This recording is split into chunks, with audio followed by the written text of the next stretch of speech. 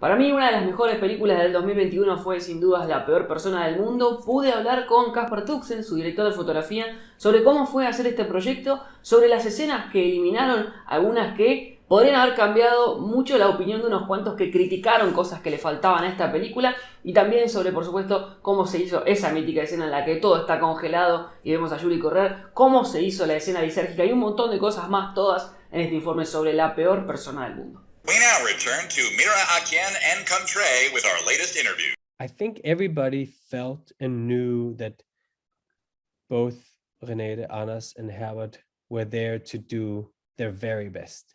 Julie lurte på når livet egentlig skulle begynne. Oslo var med ett en helt annen by. The aesthetic of the film was held together with, shooting 35 millimeter film.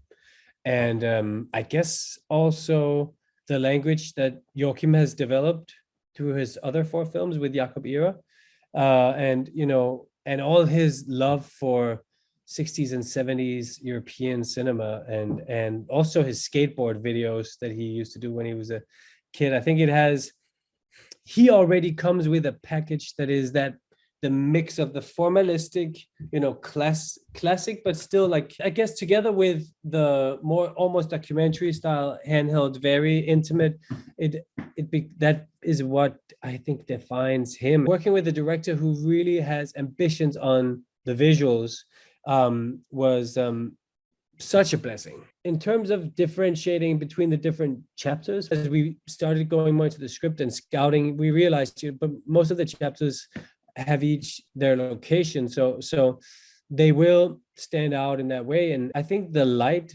which is defined by the time of year and time of day, really helps differentiate the chapters.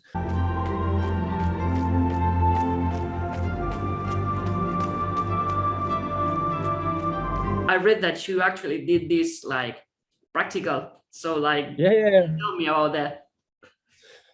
Yeah, well, I mean, I was, just there witnessing it, but this was, Joachim's idea from the beginning, and it's such a strong turn away from the naturalism and reality that we portray or try to create. Frozen had to be summer, like he really wanted falling in love in the summer in Oslo. So we needed to have sunlight, and also to control traffic.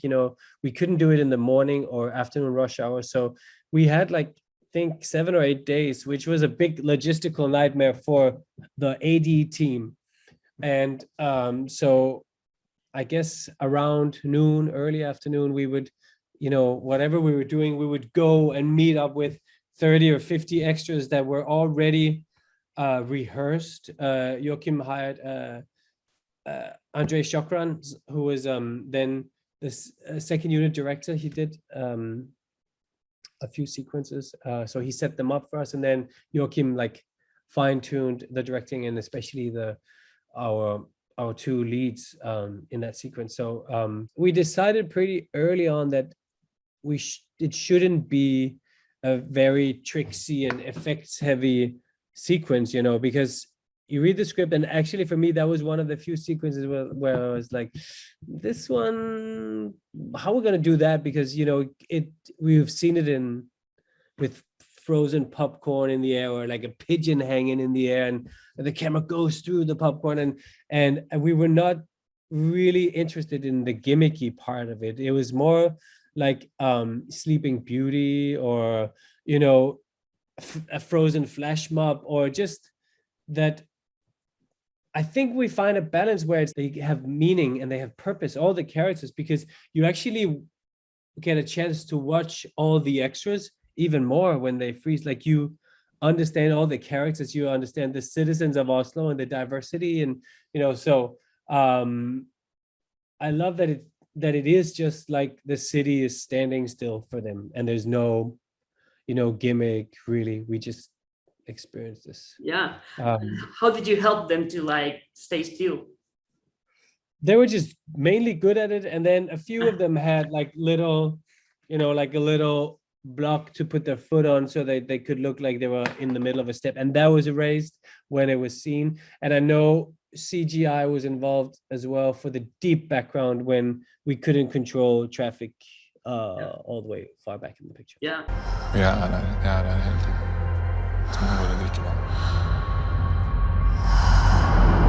Det går bra, jag är här! It took a lot of preparation as well, you know, a lot of discussion back and forth. We knew that Ivan's apartment, everything is shot on location except for the sequence every time we are when Julie and Ivan has moved in together. Their flat is on stage in Sweden.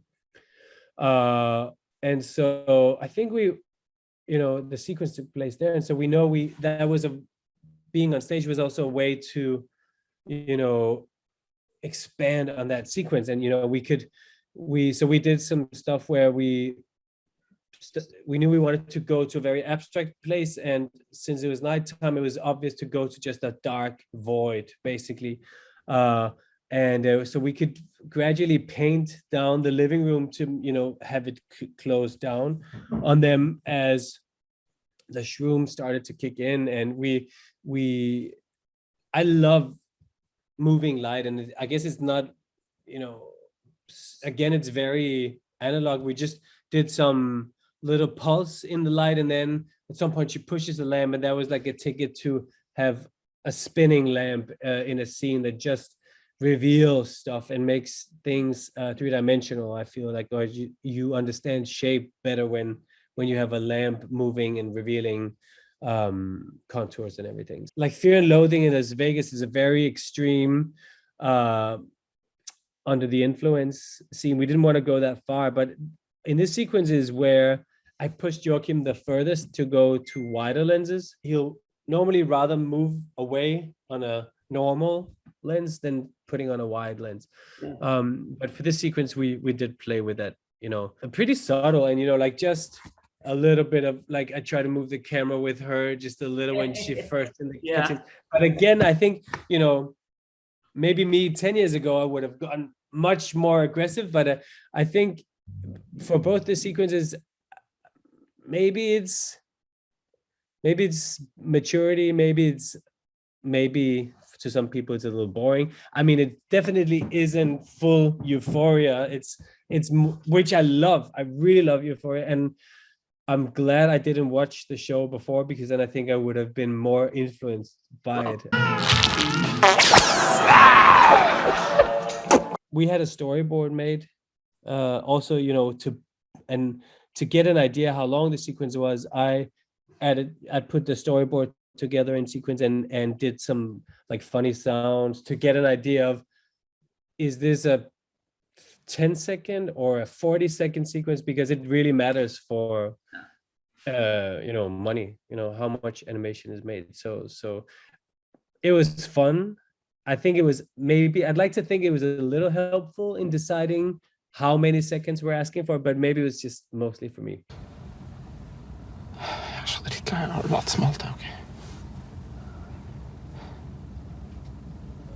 The one that struck me the most is the scene when Axel is in the car, and the day that they spend together was a lot longer in the script and what we shot.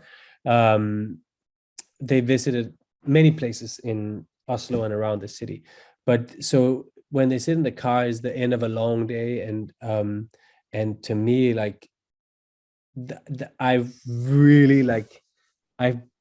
bawled my eyes out. I was crying all those 3 or 4 takes that he did for us. Yeah, it's just a strong scene, you know. This man, he's going to die too soon, and, you know, he doesn't want to pretend that he's okay with dying. Like, he wants to live, and he wants to be with her, and he wants to, you know, all these things.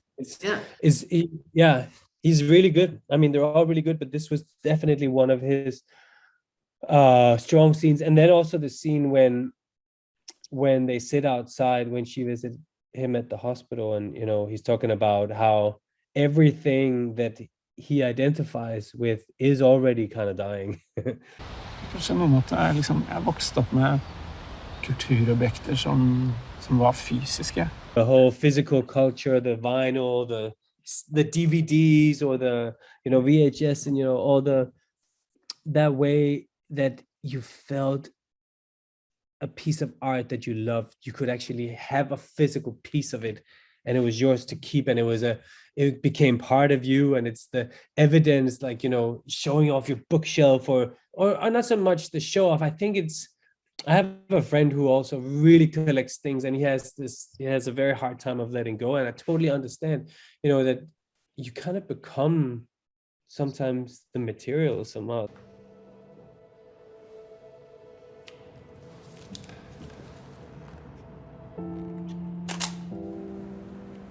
Joachim used to live in this what do you say? The Can't building. remember the name. In that building, yeah, he lived in that building. So, and that street, and you know, so he was he knew he wanted to put that in there. Oh. And I think early in prep we walked there, and he talked about this, you know, these glass panes, and it was kind of hard to walk up the stairs with the camera, and you know, it was so quiet, and you know, she was taking her photographs, and the scene didn't have really, it wasn't built on dialogue that was needed to push the story forward. It's just like another place on this trip around Oslo that we visited. The script was longer and had more scenes than the final film. Do you remember anyone in particular, any scene in particular that was like strong, like you would have liked to see in a movie? Yeah, but I mean, I've fully accepted what the film is, and I haven't forgotten, but it's my wounds of losing scenes have healed. But we did on the Criterion collection, there will be at least one of the sequences which was texting scene in split screen that took part over 7 days, which was quite technical, where she is now with Ivan, but she still has some stuff at Axel's apartment, so she's texting him if she can come pick it up, and you know, he's like completely like not over her and not ready to communicate, so like he doesn't answer for a couple of days, and you see that in time lapse, and their lives go on, and she's like, he's finally texting her back, and she's like, oh well, just I'll come by, or maybe we can meet for coffee, and he's like, you know, so it's like a little sequence of an opening, and then, you know, again a rejection, like he can't do that, so he just has to shut it down. I think the whole breakup scene was also going from, you know, sadness to anger to sex to, you know, suddenly it's over. Like, yeah, I think, and we shot that scene for 2 days. Joachim knew he needed time, and we wanted also to change the light a little, so you feel it's like a 5-hour breakup. Skjønner du liksom hva du er I ferd med å gjøre nå? Skjønner du hva du ødelegger, og hva det... Ja, selvfølgelig. We had a long dream sequence where she, which was like 3 or 4 locations, a theater and a forest and a awkward or weird bedroom. But I think and then a lot of sequences was cut down to be much like part of a montage instead of being that 3-page scene it was. But then I think the hardest thing to lose, I'm sure, was that Julie had a good friend who had a daughter, who had a child, but is no longer with the father of the kid. So she's alone. She's a single mom, you know, to like a 9-year-old kid, and that relationship, you know, Julie, it was just interesting to see Julie up against her friend throughout the film. And I actually can't remember why in the end it didn't fit in. I mean, I guess the first edit was just way too long, and you know, then it's like, where do you start? And then once you start chopping stuff off, and you like realize, shit, we can actually do without this. But I mean, it would have given her some depth, you know, that she actually had a friend, and you know, somebody who had the child which made her nervous about getting a kid. Because in the script, this one was taking a lot of, like, it was a lot of scenes. Jeg føler at jeg står sånn på siden av livet mitt. I felt honored to get to be a part of telling a story about what it is like to be a woman in the 30s now. You know, it reminded me of my wife and my sister, and you know, the opportunities that my mother didn't have, and but also the challenges, I guess, you know, and like almost every girl, and even my daughter, like, you know, it's yeah, I thought it was important story, and it was really a joy to be a part of. I think it's really well written. I think it's really well performed, and it's really well directed. Ja, jeg elsker det. Men jeg elsker det ikke.